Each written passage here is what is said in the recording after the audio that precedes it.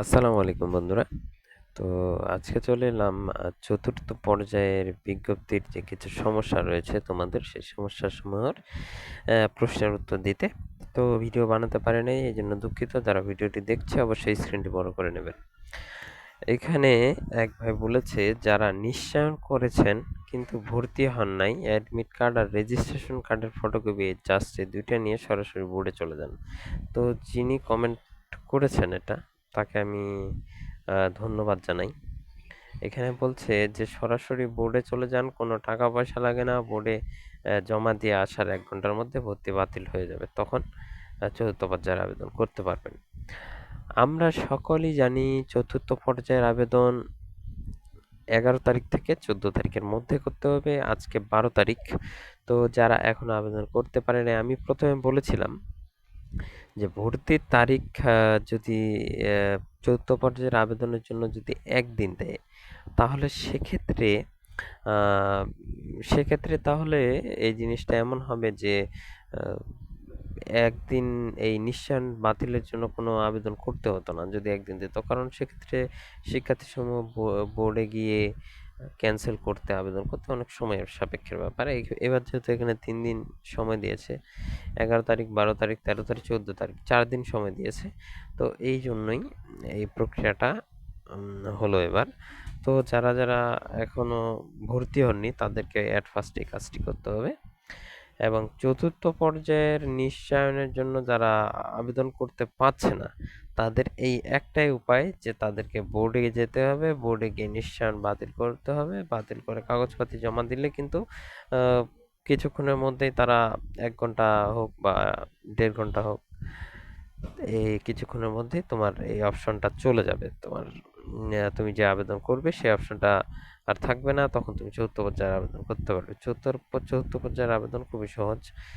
এখন হুম, আবেদন করার সময় আরেকটা বিষয়, চতুর্থ পর্যায়ে, তৃতীয় পর্যায়ে করতে হবে যারা কোনো কলেজ পায়নি, তৃতীয় পর্যায়ে যারা কোনো কলেজ পায়নি, চতুর্থ পর্যায়ে আবেদন আহ, চতুর্থ পর্যায়ের আবেদন পেমেন্ট দেখাচ্ছে। এখন কি আমার কোনো পেমেন্ট দিতে হবে না? অবশ্যই পেমেন্ট দিতে হবে না। যদি কোনো কলেজ পাওয়ার পর নিশ্চয়ন কেউ না করে, তাহলে কিন্তু এটা আমি প্রথম পর্যায়ে যখন ভর্তি হও তখনই কিন্তু আমি বলেছিলাম যে এখন পর্যন্ত যাদের চতুর্থ ধাপের আবেদনের পেমেন্ট সম্পূর্ণ দেখাচ্ছে তাদের কিন্তু কোনো পেমেন্ট দিতে হয়। তৃতীয় ধাপের আবেদনের পেমেন্ট দেখাচ্ছে সম্পূর্ণ দেখাচ্ছে, তাদের কিন্তু পেমেন্ট দিতে হবে না। কারণ প্রথম ধাপে কেউ যদি কলেজ না পায়, সেক্ষেত্রে তোমাকে দ্বিতীয় ধাপে পেমেন্ট না করে আবেদন করতে হতো। তৃতীয় ধাপেও না পেলে তৃতীয় ধাপে, তৃতীয়তে না পেলে চতুর্থ ধাপে। কোনো প্রকার যদি তারা কলেজ না পাও কোনো প্রকার, তাহলে সেক্ষেত্রে তোমাকে পেমেন্ট দিতে হবে না। তুমি কিন্তু ইজিলি করতে পারবে। এইবার আসি যে কোটা অন হওয়ার ক্ষেত্রে নিশ্চয়ন ভাই আমি কলেজ পেয়েছিলাম কিন্তু ভুল করে কোটা অন হয়ে গেছিল, তার কারণে ভর্তি হতে পারিনি। নিশ্চয়ই ক্যান্সেল হয়নি, আবেদন করতে পারছি না শুধু এটি সমস্যার কারণে? না, আরও সমস্যা হচ্ছে। তুমি যদি নিশ্চয়ন করে থাকো সেটা তোমাকে আগে বোর্ডে গিয়ে বাতিল করতে হবে। তারপরে এইখানে অনেকজনেরই একটাই প্রশ্ন যে আমি কনফার্ম করেছিলাম এবং আবেদন করতে পারবো না। নিশ্চয়ন যারা করেছো তাদের কিন্তু দ্বিতীয় কোনো ওয়ে নেই, দ্বিতীয় কোনো উপায় নেই। তাদেরকে কিন্তু বোর্ডে গিয়েই বাতিল করতে হবে। আবেদন করার সময় কোটা পড়ে গেলে বা কোটা পড়ে যাওয়ার কারণে তুমি যদি নিশ্চয়ন করে ফেলো, তাহলে কিন্তু তোমাকে বোর্ডে যেতেই হবে। এই একটাই কথা, এই একটাই সমস্যা তোমাদের সবার। এই একটা সমস্যা তোমাদের সবারই। এখন আমি একটু বোর্ডের কি বোর্ড বিজ্ঞপ্তির নোটিশগুলো দিয়েছে সেগুলো আমরা একটু খেয়াল করব। তো চলে যাই exai.admission.gov.bd। তো এখানে বেশ কয়েকটি নোটিশ রয়েছে। এখানে বলা হয়েছে কিছু ইএসভিজিতে আসন সংখ্যা 0 দেখালে আবেদন করতে দেওয়া হচ্ছে। কারণ হতে পারে ভর্তিকৃত শিক্ষার্থী তার ভর্তি বাতিল করলো, সেক্ষেত্রে তার আসনটি খালি হবে। তবে লক্ষণীয় যে আসন শূন্য নয় এমন ইএসভিজিতে যথেষ্ট সংখ্যক আবেদন করে রাখা ভালো। মানে এই জিনিসটা আমি আগেও বলেছিলাম, এই ভুলটা তোমরা করতে যেও না যে দেখবে আসন সংখ্যা 1টা 2টা রয়েছে বা আসন সংখ্যা শূন্য রয়েছে, এই কলেজটা ভালো, এখান থেকে যদি কেউ ভর্তি ক্যান্সেল করে তাহলে আমি এখানে ভর্তি হতে পারবো, এতটাও রিস্ক নিতে চাও না, তাহলে কিন্তু তোমারই সমস্যা হতে পারে।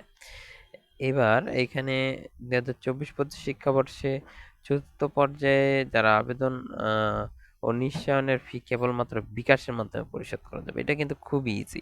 তোমাদের যাদের বিকাশ অ্যাপ রয়েছে, এটা কিন্তু খুব ইজি প্রসেস, আমি এটাও দেখিয়ে দিচ্ছি। এরকম ইজি প্রসেস এর আগে আমি দেখি নাই। একাদশ শ্রেণীতে ভর্তি আবেদন ফি এটা নিজে নিজে আপনারা পারবেন।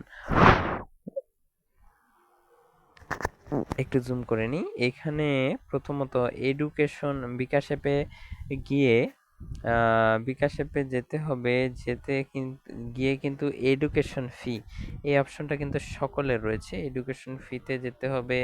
এডুকেশন ফিতে যাওয়ার পরে এখানে প্রতিষ্ঠান খুঁজুন, প্রতিষ্ঠানের ধরন দিতে হবে exiclass.admission.gov.bd এইটা থাকবে, এটা দিতে হবে।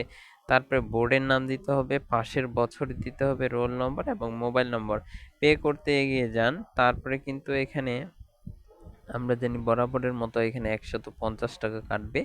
তো এখানে 150 টাকা নিশ্চয়নের জন্য নয়, এটা হচ্ছে ভর্তি কলেজ চয়েসের জন্য এটা দিতে হবে।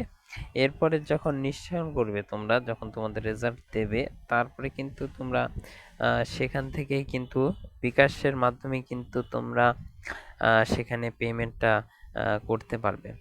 এরপরে সর্বমোট 153 টাকা কাটবে। তারপরে নিশ্চিত এডুকেশন ফি নিশ্চিত করতে ট্যাপ করে ধরতে হবে।